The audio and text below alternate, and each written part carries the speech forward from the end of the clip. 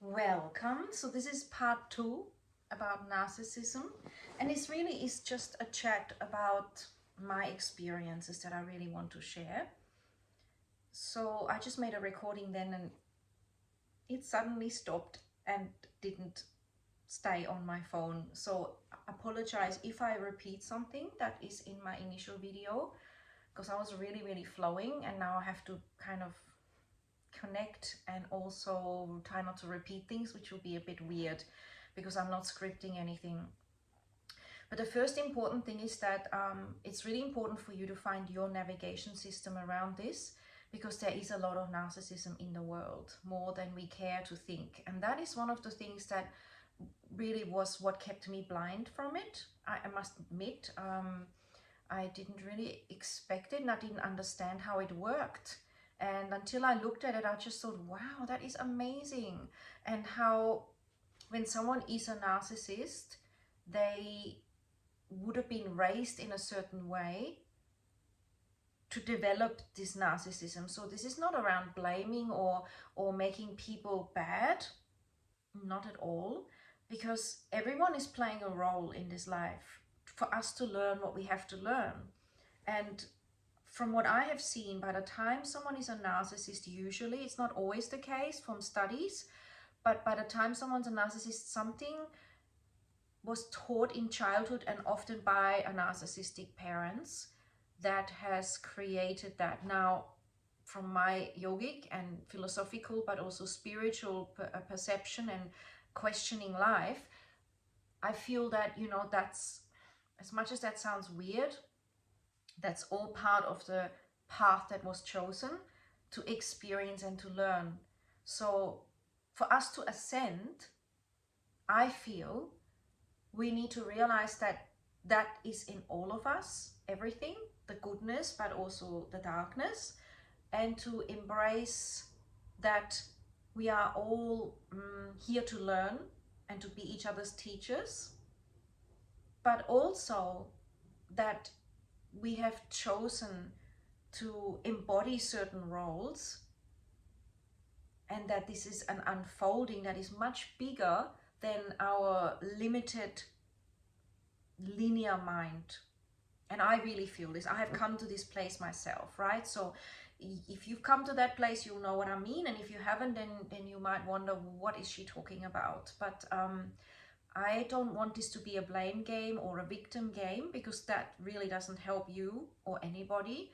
It's more around navigating. It's like if you go into the forest and someone can tell you, look, there's certain branches that tend to fall during this season, or there's certain fruit you can harvest over there, or there might be a particular animal that is predatory because that's their breeding season. We are not going to blame those things and say they're evil or bad per se. And I would like to say that even though narcissism causes a lot of suffering and pain, a lot of times it is karmic potentially that we are learning. Perhaps maybe we've been on the other end of something and we need to learn something, but also it's an experience. And in this world, we then respond so that we navigate and keep people safe. And if someone were to be a narcissist that is causing a lot of damage and is causing corruption and maybe exploiting sexually or spiritually or artistically or through their looks or through some principle, through a cult, through a what could it be, through businesses, through relationship, anything you can think of. It's all part of the human collective to lesser or more degrees. And how much do we see it or enable it is really up to us. This is where we get to kind of play our role, right? In feeling ready to contemplate this and own our part in whether we ignore it or whether we have been injured by that or whether we used it to wake up and honor ourselves even more. Because what narcissists tend to highlight is where we are very trusting and not really discerning enough. That's what I feel. I'm really just sharing my journey here. delved in very, very, very deeply, because I had realized, once I was open to this concept, I realized I had met a few narcissists, and one was a male boyfriend, right? And I appreciate that I've now learned about that through that. So I'm very grateful for that aspect of it. But I also realized afterwards that women that I had an issue with, there was potentially that narcissism which led to the feeling in myself that I need to step away, that I'm just being exploited or used, and I just didn't feel good, and I didn't know how to justify that. Sometimes it's hard when you are having a lot of empathy, or when you're a person that always wants to make things work out and believes somehow that through communication we can resolve everything. That is just not true, because for you it might be true, but for someone who's not willing to go there, you could speak until the end of time, the end of time, the edge of the world, the edge of whatever reality or imagination. And that's also something we need to realize, I feel, when we have narcissists around us, whether that's work or family or spiritual leaders or governments, whatever that might be, it's really about finding out, where do we want to play into this? Do I want to be in it? Do I want to step out? Is this working for me? How do I feel around them? Disempowered? Like I'm forever doing things for them? Or like, is the moment I don't agree with them, they go really heavy on me, or they pull back and do passive aggressive? Do I feel like I'm manipulated and forever on some sort of roller coaster, and I don't really feel valid or valued for who I am? And that doesn't mean we need to be validated, because validation comes from within, but I'm talking about depleted and questioned, and never really uplifted, and or at least not long term, unless you're serving their benefit, right? So it's really, for me, the question of, how did I attract that? What can I learn from it?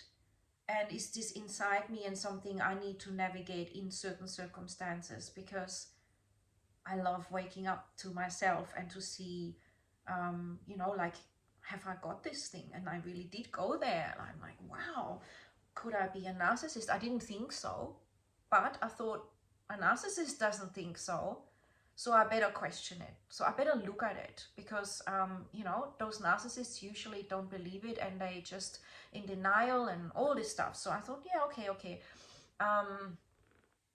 It would be awful to be one. But at the same time, if I were to be one and I look at it, then I have a chance of changing that. And that's always great. So once I looked at that, I realized that no, I'm definitely not. But I also asked my friends, because if I were to be really deluded somehow, I really said, honestly, do you think? And they just laughed and said, that's so ludicrous, right? And I said, yeah, well, I don't know. I just really like to be open and question, and maybe there's narcissism aspects I can release in myself.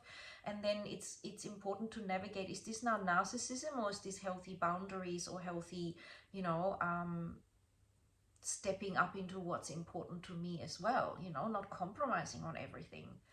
So the same goes for you. You find that that connection with yourself. See, nobody can teach you that. I could have a chat with you or 10,000 other people, and ultimately you have to sit with yourself at the end of the day and find out, does this work for you or not? So, is this relationship depleting? Is it draining your life force? Is it making you feel like you want to give up? Is it, it's energetic, it's emotional, it's spiritual, it's physical, it's many dimensions. It's really quite ingenious in that way. And it gets worse the more you pull away. And actually nasty it can get with people. I know women that have, had divorces, and they were married to a narcissist. And I can assure you that's the very last thing you want. Because they have the most power there, especially if you've had kids and money assets. That's the ultimate nightmare, because you're so entangled, right? So that is the worst. That is you know, they'll use kids against you, neighborhood schools, churches, whatever you belong to try to destroy things. They lie, they manipulate. I haven't experienced that. I've had only subtle experience, um, and it was nothing like that. But again, you know, wow. I mean, it's worth looking at because it starts off subtle, and then if you don't question it, it can be like an infestation in you that you never question, and you just get caught up. It's like it becomes normalized in you. And if you're not strong in terms of about trusting yourself and what feels right and wrong, they are very good at manipulating it so that you will question yourself and you will feel guilty. They know that. That's why they do that, right? They know that. They know that they will have to seem appealing to you so that you get into their world, that you have to seem enticing and important, and they will have to convince you that they are important for your life and success and that you need them. Because it's that core dependent thing that then creates the disease of um, feeling like you can't get away, like you are having to be together, whether that's, like I said, business or family or whatever it is. It creates this, but I should, and I have a duty, and but they need me, but I need them. And it's this complex web that is woven, and somehow they seem to have a skill, especially the more experienced they are, to figure out your weak spot so they can squash you down with it. Like if you've confessed a weak spot, um, and you don't realize what they're doing, you could buy into that. Or for example, they find a way to work on your emotionality or on something that you're vulnerable about. So if you depend on them for money or a job or a certain thing, whatever that might be, they can really manipulate and use this to make you feel completely disempowered. So you might be wondering how this was used against me. um, I can share a bit, just maybe it helps you. I would rather share in general, but I think examples can be useful too. So I met a few narcissists, but you know, there was one thing in particular that really taught me to look at it and to realize and learn it. And that was when that guy, who was actually the narcissist, picture perfect in most of his behavior, it's never all of it, was saying things like, oh, you think you're so pure and so, you know, because you do yoga and everything. I'm like, no, I've never thought that. I've never even said that. That's something you're projecting onto me, right? And then he said things like, oh, you shouldn't do yoga, that's not making any difference, you know, just forget it, and you know, stay at home or whatever.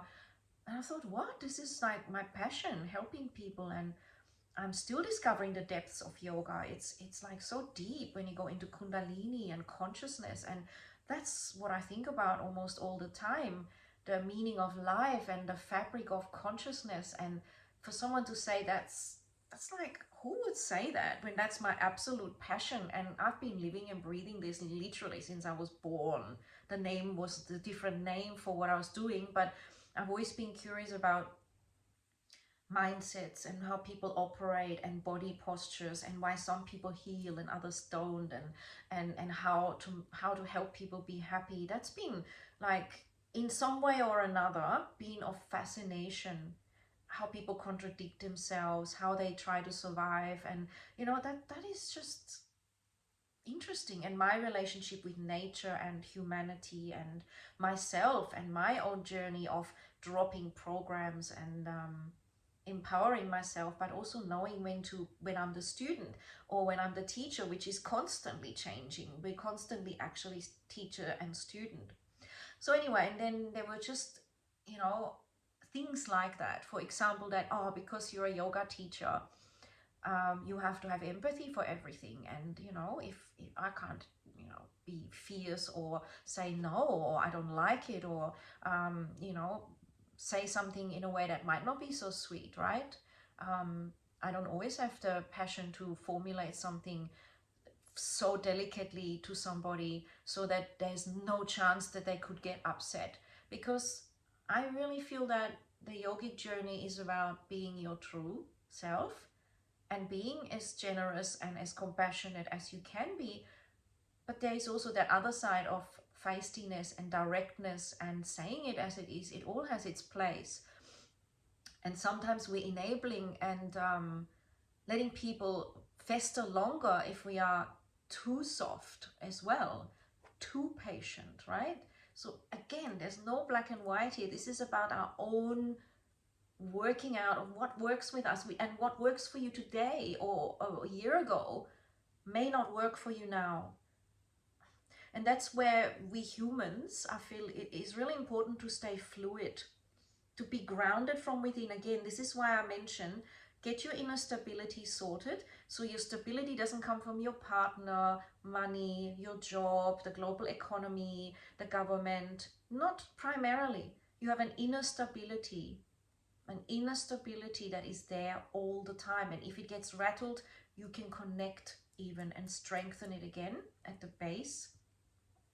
And it is super important that you are navigating that ability to work with your emotions, so you don't come from an emotional place, which is what narcissists also rely on, that they can play your emotions, because that's super draining, and it can really twist your mind. It can be super exhausting, that if you're about to thrive and start up a great business, and they start up a big argument, and they start to suddenly have all these issues that weren't there before, when actually right now you need their support, for example. That's what also happened to me a few times. I noticed I was really elevating with my community. I was doing more and more teaching, and there was positive feedback, and I was doing international retreats, interstate. That's when sometimes these people come in to test you, but also they know how to try and block that. And unless you're aware of it, like I did notice, and I did, I did have my boundaries, for example. I didn't move in with them or let them move in with me. I kept a distance. I saw them only certain times. I knew that afterwards I would have time to reflect. Do I really want this? So I had those boundaries and my own navigation very strong. And I always thought to myself, wow, if I wasn't so connected with myself and so sure of my path and so sure of my heart and my intuition, these people could really throw someone out of orbit and really have them from a great place of being maybe a single parent, getting a business going, picking themselves up in terms of, moving into the next chapter, and they can totally mess that up, that vulnerable point. And they like it because they often trauma bond, and they think in some weird way that if you bond like that, in trauma, helping each other, then you have this bond which is beyond everything, and you need to see beyond that as well, because that is of course a reality. The trauma bonding is very much linked with vulnerability to that narcissism and codependency. Like I said, I'm weaving a lot here, but you will get the feeling of it. So if anyone is questioning what you're really sure about and what you love and what makes you feel good, you should really, really assess that, in my opinion. Should not really. That's just my language today, but I would recommend it. And reflect on pulling back a little bit and notice how they respond and if they're willing to learn. Because people do change. A true narcissist doesn't tend to change. They have studied that, and even psychologists that are very experienced at navigating this got caught up in the way in which narcissists can manipulate you to believe that they have changed. And why are they so good at it, you might ask? I tell you why. It's their programming for survival and getting the energy they need to feel important. That's their game in life. So they've learned that in childhood somewhere, that that's how they get energy, attention, or that's it's just a survival mechanism. It's complex. It's become a pattern for them, observed, adapted, adopted, integrated. And they can come from that working hard, that I'm going to get it all and ignore everybody, no heart, just workaholic, to I'm all dedicated, I'm a spiritual, savior for the world, and in the back manipulating attention and wanting sexual favors or money and corrupting it. it can go to friendships even. Well, if you're my friend, you do this and this and this. And again, you want to find that healthy balance where you feel you've got an authentic friendship and questioning that. So why do they do it? Because they need to get that energy. It's like you're starving and you need a drink of water and you're in the desert, and you have figured out that if you dig particular holes, or if you get a particular animal this fruit, and when you give them that fruit, they will, you know, they will bury deeper and they get to the water and you get it out, and therefore you're not dying of thirst. Whatever it takes. It's when you figured out that when you open a cactus that there is moisture and you survive, and even though you get prickled, that is how you survive. So they figured out that that's really their survival. They need that. They need that to feel alive. Often they're disconnected from their heart and soul, and because of that, they are more in the intellect and they are more clear thinking than you, because the emotions don't affect them. They have their vision, and that's why they can be patient and plan things for years. And then they know that they can get what they need from you eventually. Maybe not now, maybe in a few years, maybe in the meanwhile with other people, because the heart is not attached or entangled. It's all an intellectual program. They can still feel like they need hugs and love, but you might think it's love, but to them it might be more sex, or it might be more that companionship is what you think they want, but they actually just want someone that helps them or cooks for them, or you know, gives them lifts, or gives them feedback on a project. I don't know. It's a very complicated thing, but it's getting things. And they figured out that some people are very easily manipulated. So notice, are you one of those open-hearted, empathetic, amazing beings, and maybe targeted because they recognize you a mile away? They do.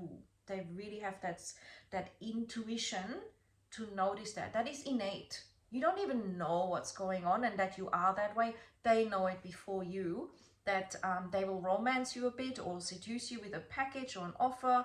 Then you're in there and then you get all invested and you like it. They give you positive feedback. They tell you how amazing you are.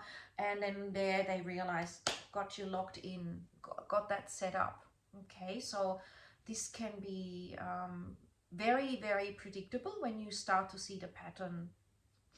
And they may not even know exactly that they're doing it, but after a while they do on some level. And they may not want to admit it because it's not a nice label to have. And most narcissists truly don't look at themselves. They don't really reflect. They might even go to counseling, but they don't really action it. They do it because they know to keep a relationship, they need to go to counseling, as an example. And just trust yourself on that. This is the important part. Trust yourself. This is really it, because we don't want to go blame and victim. We don't want to go, they did this and we did this. Yes, that's what I talked about in the video that got lost. I want to talk about that now. And that is that ultimately we all have chosen to come here to play a role. Super important. And we are playing in duality, villain or saint or in between. We are learning from each other, right? We are reflections of the dark and the light. And through this, we get to experience those polarities. And I feel it's important that we recognize that we have all potential aspects in us, or we've had them in the past, or we have them potentially in the future, depending on how we are affected psychologically, spiritually, and what our soul journey is, right? So these things are not really that predictable in terms of, from our perspective. There are people that can predict more depending on our birth times and dates and astrological predispositions, which have been assessed by the sages thousands of years ago to show patterns, and that we have chosen to come into those to experience certain things. And that is super fascinating. I highly recommend an exploration into Vedic astrology, which is still in its infancy. It's still, you know, they say, and I've talked to people and I've looked into it relatively deeply, even the best of them say we're only into 10% of that vast knowledge and awareness. But it is an interesting pointer that A lot of aspects are predictable, and then what we do with them is very complex, and we have lots of factors that influence us, but there are strong tendencies that can be predicted. For example, it does depend on the capacity of the one that understands this science to interpret the subtleties. So in itself, it is fascinating, changeable, but also the perception of it and the intellectual conception of it, of course, there creates differences. That is why, bottom line, this is again my journey and my experience. Bottom line, trust yourself. Even readers, the best of psychics, the best of astrologers, can get it wrong because they interpret messages, because maybe right now that's correct, but tomorrow there's a big shift, there's a big awareness, there's a new experience for you. So don't hang on to any of that stuff, because there are many timelines. We get to have a very rich experience here from my perspective and direct experience. There are many timelines and potentials, and I help women to realize that, we can go back in the so-called time, in the now, and shift a belief system. And we can also recognize that in front of us is a field of potentialities that we can explore and learn depending on our vibration. So when it comes to narcissism, you know, notice, what can they teach me? What have I learned? Because really, it's like weightlifting. You get to build your muscles, you get to understand your joints, you get to understand your posture and your breath work. When someone comes in as a narcissist, they are offering you a great gift. Do you just believe everything they say? Do you just believe what I'm saying? Or do you go within and reflect, wow, I'm being really triggered, wow, I'm being disrespected, or I'm pushed, or I feel used, or I feel, not respected. What am I going to do about it? And even when you research and go online or read books or have teachers, eventually still make your own decision out of all that collection. That is true self-mastery. You can explore and be open-minded, but then come back to yourself. And no narcissist will disempower you that way. You will be too empowered to be able to see beyond that, see beyond these illusions, these programs which they try to infuse on you, which they try to use against you. So it's a wonderful gift. The question is, how long do you want to be in it? How long do you want to take to wake up from the relationship around you that might be narcissistic? How much are you willing to give your life force, which is your everyday life, your attention, your labor, your creativity, whatever it might be, to them for their benefit, and maybe for your lack of energy, for your tiredness and lack of passion and zest for life? Do you want to shine brightly and you're ready for that? Or you really feel like you need to explore a bit more? I found I had to go a few times into that experience to really learn how to navigate it. Because mine went from psychological, which I figured out pretty quickly, because I could feel that doesn't make sense. That's not love. I got that. But then it also was energetic. And then I realized that a lot of people have learned through past shamanistic practices or past energy stealing practices how to deplete energy by touching the back of your neck, your lower spine, being near you, eye contact even, and of course sexually. People come with certain gifts that they may not even acknowledge or realize they have them, but notice how you feel after you're with them. Even if you're in love, even whatever it is, notice, do I actually feel really good afterwards? And acknowledge to yourself, no or yes. How long does that last for? Do I reach a high and then a big drop? And is that healthy? Do I want that? Because a lot of times, narcissistic cult leaders will give you a high. Okay, first they invite you. And then they give you a high, basically. You are gonna thrive, you're gonna do really well, you're amazing. And then when you take their initiation or their practices or their blessings, you might get a peak, and that's an artificial peak of maybe just focusing on something else like yourself for once, maybe being in an ashram and not worrying about worldly things, maybe feeling, maybe even the healthy food there, the simplicity of the food, there's no junk food there. Maybe it's your concept that I'm gonna get better, and it's been a decision, it's nothing to do with that ashram. So then you have this artificial high. It's always a peak. I've just heard about it too much. I've studied that as well a lot. And naturally you come to a drop. You come to a drop, and because nothing was really changed, really, for most people, you go back to the same life. And you think, wow, I spent thousands and I'm feeling crappy still. Then they say, well, that's because you weren't ready and you've got more karma, but we've got this other course and this will help you. You need to be patient. This could be taking 10 years, but others take 10 lifetimes.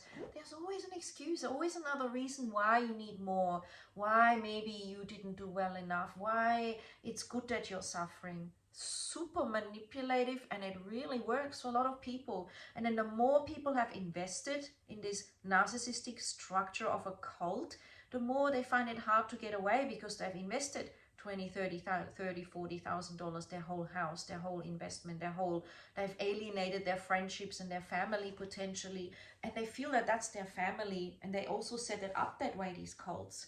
They set it up that you marry within the cult, or that you give all your money, so that you actually don't have flexibility. You actually lost, because you can't spend money on setting up your own business or getting your own house to reflect on. You've given it all to that ashram, and you're completely disabled, actually, completely sucked dry.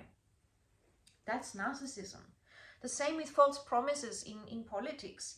I know it's broader than that, but noticing what are we buying into? What are we believing? What are we believing that we are serving? Is it a narcissistic structure, or is there something holistic and actually authentic and serving for humanity there? And that's, not necessarily an easy thing to ascertain, but just that reflection, and then asking your inner wisdom to give you that guidance and awareness as you spend time away, taking your time out. So important to get that clarity from them, from that place. Just taking time out, going to a beach hut, having your own space in your house, going in the garden, taking a day off work and meditating, going for a beach walk in the evening, whatever works for you. So ultimately, this is all perfect. These are all teachings. They are all teaching us to discern and to wake up and to choose something else when we're sick of it. While you're enjoying it, please do. But if you feel like, I feel so, and I just can't get out and I'm stuck, then something like this YouTube might help you to think, wow, yeah, this isn't really working. I feel stuck. I can see the manipulation, and I do want to shift. I've learned my lesson now. I'm going to have the boundaries, and I'm going to say thank you for the lesson, but I'm cutting that. So spiritually, I've had to learn how to close my own chakras off to that person. I've had to learn to ignore pleads of, I need you, life is tough, when it was just coming up as a pattern all the time, and my heartstrings were being pulled, and I had to realize, I can talk on the phone for a little bit, but I wouldn't necessarily meet up in person, which is what that person always wanted, because they could be more manipulative then. It's easier in person most of the time. I saw those patterns. And so really owning your own authority or your own sovereignty. And you can even say to someone like that, if they're very needy or struggling, look, I really know that you will manage that, and there is amazing help out there. This might help you, or this center has a support, or this class is really going to help you, because I feel I'm out of my league to actually help you to move forward. Things like this, you'll start to learn as you stabilize your lower 3 chakras and you come into the heart and integrate that. You'll be able to speak your truth gracefully from an empowered place, and then you can shift. Now, this is all the spiritual evolution here. Like I said, there's nothing wrong with any of it. Ultimately, we've come here and we've been raised by certain people that have programmed it, or that made it so that that became a survival mechanism. And that's really quite innocent. And that soul has come down to experience that. And now to test us or to teach us. And we teach them, and vice versa. And that is, in my opinion, the most empowered way to look at it. What can I learn from that? That soul is divine, just like me, having this constricted experience as a narcissist. Usually they're never happy, really, actually, and having to go through that really tough life, and they need that on their own accord, on a soul level, right? On a bigger picture that the intellect can't understand. This is not about guilt, blame, good or bad. This is about ultimately looking at the idea that, you know, we are being lived. We are an expression of a higher soul coming down to play a certain role and experience life on earth in this duality, and experiencing ascension, shifting out of a heavy three-dimensional, if you wanted to, into another dimensional way, and realizing how different the world looks, and how then narcissism is obvious. You have empathy for it, but you don't need to go in and rescue or change or do anything. And in fact, initially, I tell you, when I separated and got away, like, it takes a lot sometimes, because they entangle and you allow it, and this is a whole, in my case there was even entities involved. It wasn't all just human psychology. There was very strange paranormal stuff going on, a lot of it, and you know, there was shape-shifting, and I did say to him, you know, I'm sure you need to have an exorcism. There's other beings coming through, and they were, and I know, but again, he didn't want to know, or the entities didn't want to know. So it was a huge lesson for me. And you know what, I want to share this because this is where I've changed now. Initially I was like, I'm gonna make sure nobody ever has to go through this again. I'm gonna make sure that I write about it, and so that no woman ever gets trapped or entangled with this guy or any guy like this, because it's just awful and everything. And I really was like, oh my God, you know, how will I do that? That's like my mission in life now. So, and you may feel this or have felt it. But something in me stopped that, because I decided then I'm being reactive. And when you're reactive, most of the time it might not be the wisest thing. So I thought I'll just incubate in that, or marinate my experience and sit in it. And as I was sitting in it more and more, I came to the realization that yes, I will talk about it. And yes, if I'm called to point it out to someone, say if they had a new girlfriend and their girlfriend reached out, or I met her somehow and she looked messed up, or she reached out to me saying, man, I'm really suffering, what's going on, you used to be with him, what happened? 100%, I'd say, please, let's make a time, let's have a cup of tea, let's call me, we'll talk, I'm totally here, 110 million%. Or if I knew he targeted someone and I knew that person, which is what did happen, I would say to them, hey, I know this is weird, but I just want to know, he'll probably target you because you've got empathy and you're a really sweet person, and I've noticed that that's who he targets. Just be aware, this is what I've experienced, and protect yourself, or just notice, keep a distance if he does, and feel it out. Just be aware and talk to me anytime if you want. But I realized that this is what it was. I realized that it's not really a good place to think that he should be eradicated from the world and not affect others, because I got a learning from it and others do too. I can't remove learnings and the nature of existence by thinking I'm God and I think I know that nobody should ever encounter this again. That's ridiculous, and that's egoic. And that's, you know, my identity, or maybe my sense of protection for other women and my sisterhood, whatever you want to call it. But I reached this kind of balance where I realized that unless it occurs naturally and like I make a YouTube like this and the right person will hear it, or unless someone approaches me, or unless I see there's a situation and it's in front, or it's something where I can assist or maybe have a positive input, I won't do anything specifically. I'm not going to go out there writing a big book in fluorescent letters and make sure everybody in town knows about it, and you know, blame and victim and all that stuff, because that's like saying my children should never fall off a bike, because I don't want them to have that crying and that sore feeling on a knee. That is part of life, and it is a gift and a teaching, and without it, actually, we miss out on understanding polarity and how powerful we really are, right? I'm depleting people of awakening and being empowered by someone like that. So I let it go. And like I said, I'll share it here on YouTube or on Instagram, and I'm open to discussion. But this was perfect. I learned greatly, because I love learning, and I took it that way. So there are many times I wanted to leave, or I left, or we split up temporarily and pulled together again. And I realized there's something else I need to learn. There's something else. Watch for that. And every time I got better at feeling the energy, navigating my energy, observing the patterns, closing my chakras off, something I never have ever done in my life before that.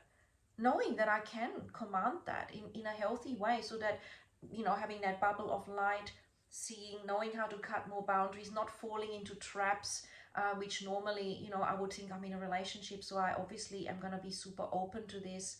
Wow, that was a great thing. And they often say the people who have hurt you the most, or who have stressed you out the most, or challenged you the most, are your greatest soul friend, in terms of they came in. That doesn't mean you should be with them now, or that they love you now or anything, but they've come in and done a great favor for your soul evolution. And I'm grateful for that. And that also helps me to have those ties fully cut. Because if I were to be angry, right, and if you're angry with a narcissist and you really want to cut them out, and you don't want anything to come back, or other versions of it, you actually really need to forgive and have that gratitude, have your learning, and move on. And then you got the most out of it. That's like when you got lemons, make lemonade. If you've got good mud and soil, put that stuff in there. What do they call it? If you've got poop, use it as fertilizer and grow amazing, you know, trees and plants from it. And so it's definitely not about glamorizing it. It's definitely not about feeling, you know, something special. It's just a lesson like rain, thunder, sunlight, duality, you know, eating something delicious from a good restaurant, or eating something awful and noticing how that feels. It's just a lesson for us to go within and to get empowered, not disempowered. You might initially need to recover, and you might feel tired. I've met a lot of women that feel so disempowered, they have to go into massive self-care and even like totally collapse and just take half a year off, because it can be that bad. And that's important then too. It's also an awakening. It really is a surrender and an awakening, and then rising from that, like rising through the ashes. But you know, once you can let it go, that liberation is immense, and the learning was worth it. And you can teach others and support others that are going through it, and shortcut it for them. Maybe they can learn quicker, or they can have your support, so that instead of taking 6 months or 10 years in a relationship, they feel empowered to learn and leave within a year or less. You know, it is a process. And so that's my thing on narcissism. No blame, gratitude, learning, seeing it for what it is and its many shades, questioning if it's inside of us, if it's a shadow side in us, really being open, recognizing who you are, you know, shifting whatever you need within to heal an old program and to embrace your heart more. Trust it, the intelligence is profound. And from that place, you will thrive if you're ready for that and want that. That again can't be changed and made earlier.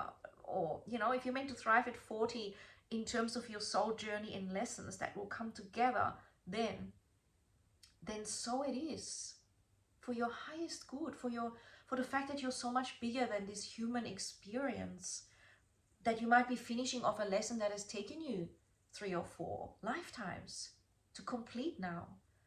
And people will come in and test you. People will come in and check as part of your own, I guess, realization of how far you've come in your own full circle, recognizing you're really mastering it, because that's a feeling inside. It's not about someone else ticking the box. You realize that you have empathy inside, understanding, respect, self-love, love for the divine creation,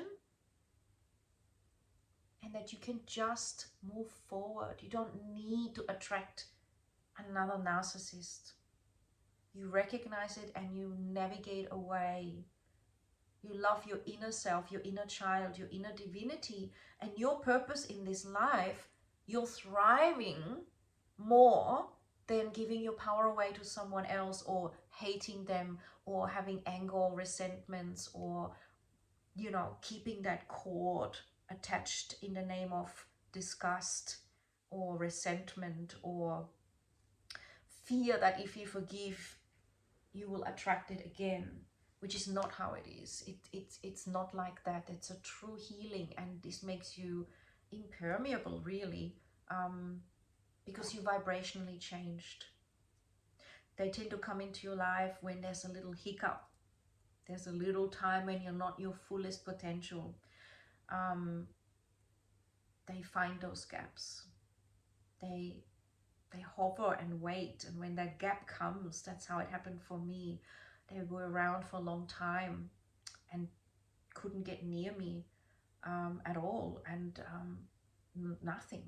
And then when there was a gap, and I guess that was the time when my soul has said, you're ready for this next lesson now, go for it. And it happens, and you become even blinded sometimes to something you would normally think. You literally are not your same powerful self in order to be vulnerable to that. And in my case, it was an astral attack. So in a nutshell, what happened was that I was helping a yoga student who came to class, and that yoga student was really out of the body, because they had done a process in India, and in that process they didn't earth and ground them, and this yoga student said they can't function, and they were hoping I could help them because they can't even go to work, they can't even exist in society. So I sat with this person and helped them to come back into the body, and also what to do in terms of eating and focus. So, you know, that person happened to be meditating and fasting and all that stuff, and eating very light food, and I advised them that they need to eat more earth grounding food, that they need to currently not fast or even, you know, do anything that elevates them out. They need to currently just bring their vibration in and down and ground it into the earth, into their inner earth, and into that whole area, which we did. And that was beautiful. But then what happened was, this for some reason at that time, due to my empathy and my openness, I became mega floaty, just for a couple of days only, by the way. I felt like, whoa, you know, and I kind of enjoyed it because I like being floaty, and it was a weekend. And at that point, exactly then, on that weekend, I fell down because I was walking clumsily in the middle of the night to go to the toilet. Early in the morning. And it's because normally I would walk and I'm grounded, but that time I slipped doing the same walk I do all the time, mismeasured the corner of my bed, this, and landed down on the ground. And it was a real shock, because I was so unprepared. Normally when you fall, you know, and you put your hands first, or you brace yourself. I was so half asleep and so ungrounded that it was a true shock. When I was lying there, and I literally fell on my face, on my tooth, it really hurt. And I really thought, oh my God, like I actually thought maybe my tooth could fall out. I thought I could get a blood nose. It felt awful. I couldn't even move. I was so shocked.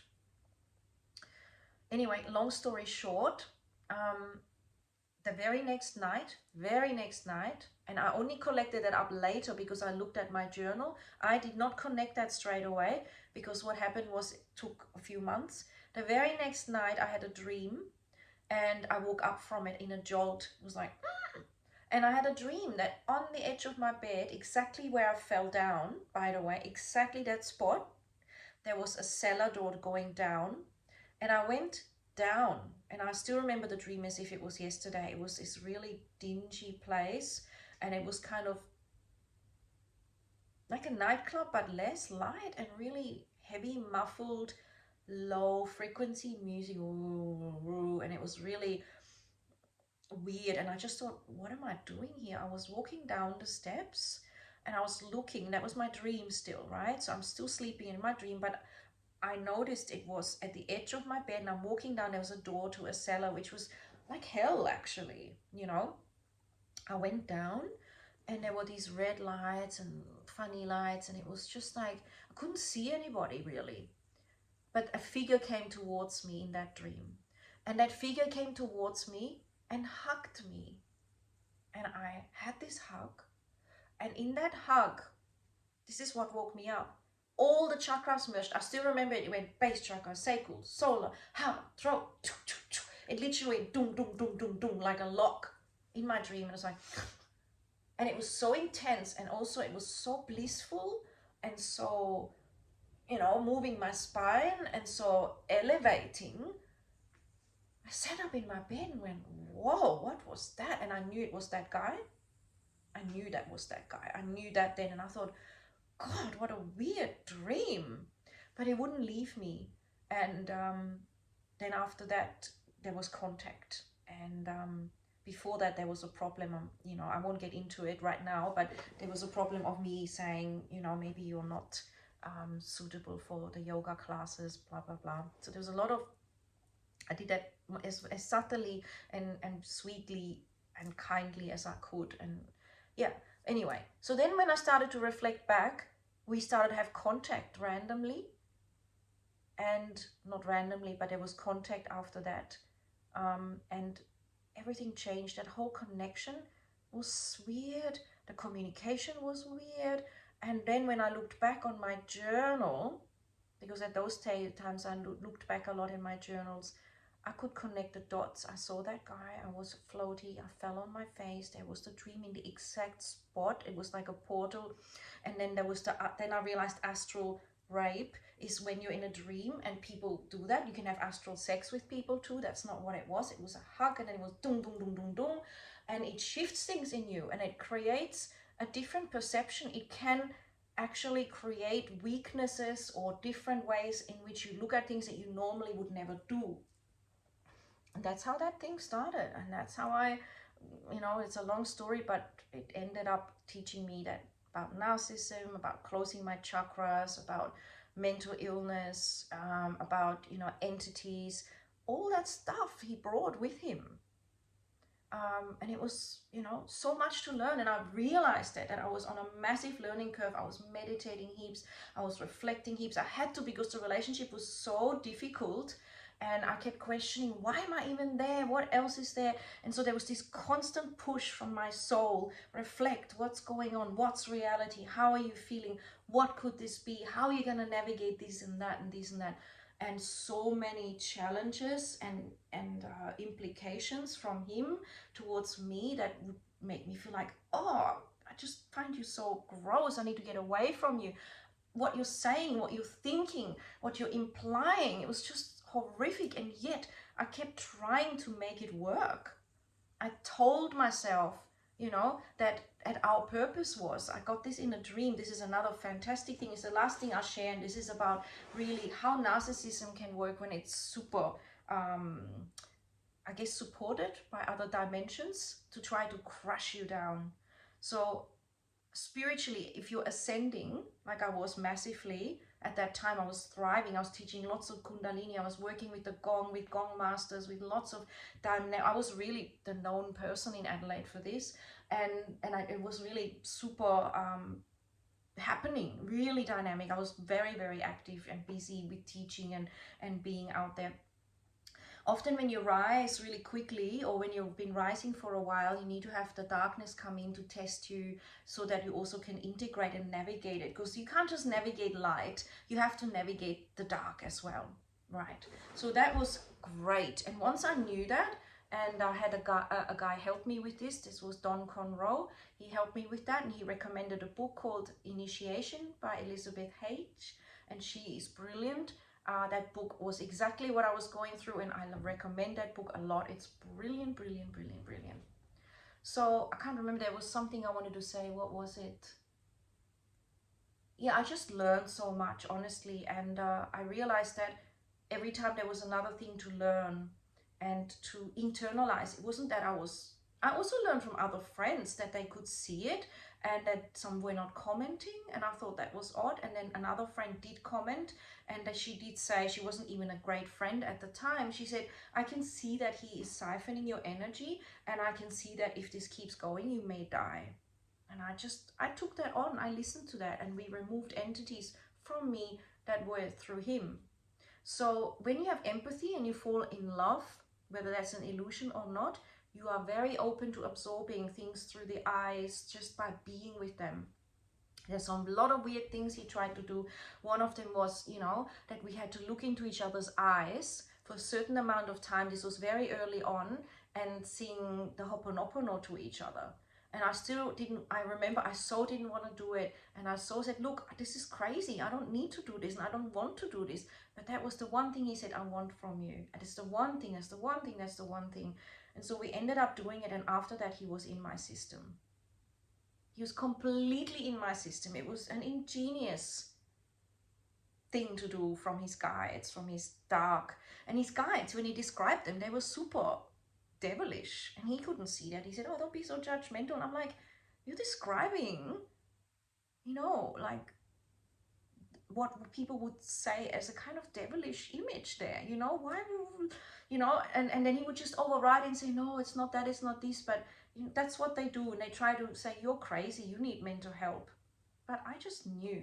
So put it this way, I can talk more about this, but the main thing is learn it, notice the methods, the feelings, how they use words that don't feel true.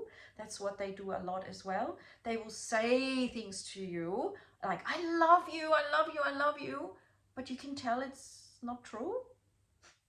And then when you point it out, they go nuts, because, then I was told, oh, you think you're the only one who knows what love is. You think you're the one that can critique love and everything. You're so insulting and everything. I still remember it, but I said, look, I've never felt this before, but I just know when someone says, I love you, when it's real and when it's not, because this is just so weird, So if you've been in relationships where this deception has happened before, it gets harder and harder, because not harder and harder, it can get harder and harder if you haven't questioned it. Just remember that if you've met a few narcissists, you may even doubt yourself more. But if it's your once, then it's easier. I've been loved, and I've not had narcissists before, and I've not got narcissistic parents as far as I'm aware of. And so I know what love feels like. I just know it's a thing beyond words. And so when he said things, I could really tell, that's like, wow, I've never had that before, where someone says something and it so clearly shows me there is no truth behind it, a real thing. They may believe it, but whatever they're calling love and whatever they're meaning to say is definitely not what I call love and what I consider that. So I'll leave it at that. I've talked for an hour, and let me know what you think, and ask some questions. I'd love to go into them, because there's a lot more that I could say. It was a very intensive journey, and I would love to help anybody that wants help with it by discussing it and by validating you, or by sharing stories, so that which is what we would do if community was connected more, like when we talk to our elders, when we were talking to our grandparents perhaps more in the olden days, and the wise people in our circle, they would pass this sort of thing on to us. And these days it's a little bit less than that, or a lot less than that. And it's hard also because a lot of people pose as teachers, and Some teach truths and some teach truths with a mixture of other things, and it gets harder and harder to discern. So remember to trust what feels right for you, take what feels right from this, and drop everything else. Take the gems out of this, maybe write them down, sit in meditation. You should feel good. You have a right to be loved and to feel love, and that feeling you will not feel with a narcissist. You will notice the shallowness, the fakeness, even in girlfriends. They may say, I love you so much and everything, but you'll see it in actions, whether they really care. You see it whether they follow up on what they say. You will see whether you're a match in your friendship or not. And it's also okay for you to say no to people that are not a friend for you, or that you feel you don't have time for, energy for, because you only have so much time. That doesn't make you a narcissist. But then to say fakely, oh, I love you so much, you're my best friend, but to not be there, that's a different story. So again, you're allowed to have boundaries, and just notice how others make you feel when you have boundaries, and also how much they're drawing on you, how they relate to you, how you feel after you've seen them. And if you're addicted to helping people and rescuing as a program, that's their favorite program. That's their favorite program you can have, that you love to help and rescue. That's what they're attracted to massively. So notice if you want to drop that, and that people can actually rescue themselves, because often rescuing is enabling, a fine line there, not with children, but with adults. And so noticing that as well. Are you feeling good because you've helped them? Or are you feeling good because you feel good with the connection? It's got to be that deep feeling. Otherwise, you might as well, make that your profession. But don't confuse it with being an intimate relationship with someone that you're trying to rescue, because it just is an endless depletion, and you'll never actually meet at the similar level and thrive with love. You keep dragging yourself down, or uplifting someone down, and that's okay, that's your journey, right? But long term, you're the one who will be depleted and will have issues emotionally, physically, spiritually. Everything has its price. That's how it teaches us to reflect. So either we learn it now, for example, by reflecting and noticing, it makes me have shallow breath, or it makes me feel uncomfortable, or my body aches, or I don't digest so well, or I can't wait to get away from them every time and I don't know why. Or you go through more of the same thing. Maybe it intensifies, maybe you get used for money, or maybe they cheat on you or something, or they business-wise or relationship-wise, and then it comes to a point where the suffering is so much that your inner soul goes no more. You just cannot. Your love for yourself is stronger than the neglect that you've been putting up with, or the hurt, or the suffering. Yeah, this is amazing stuff, and that's where everyone's in their own journey. I do not judge you if you are in that and you still need to learn. I don't judge you if you think what I'm saying is nuts, or if you get it but you can't apply it yet. You are where you need to be, really, on your great journey from a vast overlook, from a bigger picture. You are always where you need to be, and you are always doing your best and growing at your ideal time. And here I am sharing, and whoever connects, connects, and whoever doesn't, doesn't. That's how the universe aligns everything. The greater picture, the whole creation behind everything. Look at this house, look at my hair, look at eyes, look at all these fabrics that are woven together. Look at you, look at your surroundings, look at what you've manifested and what's there, and feel that gratitude and that awe, this amazing complex miracle, including the twisted minds. We are the ones that judge that. That is another form of expression and creativity, and we get to choose what we want to do with it. We get to choose if we want to just observe it, dive in, what is it that we need. And the best thing that I would recommend, as always, would be go within. Notice what means love to you. Honor it in yourself. And take time out to keep checking in every day. Make it a habit. What's important for me today? How can I be calm and present and take actions accordingly to step up, to say no, to say yes, and to navigate the choices? Beautiful. Okay, I'm gonna leave it at this. I've said a lot, and take it easy on yourself. And yeah, you can cut cords, you can send out forgiveness, you can pull in your own power that you've given away, pulling back where you have dispersed your energy, which is hooked into all of these people. There's lots of things that you can do to really call back your full self and your own empowerment, because only you can give it away and you can call it back. You can say, thank you, I'm ready for that now. I help women with that, and it's easy when you're ready. When you're not ready, nothing will do it. Okay, ciao for now. Let me know what you thought. I'd really love to hear from you. Feel free to share this with someone you think might benefit. That's how that thing works. And sharing is caring. Again, if you've shared it with someone and they watch that, just let them know to pick from that what they like. They don't have to buy into all my philosophies or what I'm thinking, but they can pick out the bits for themselves that work for them. Okay. Ciao for now.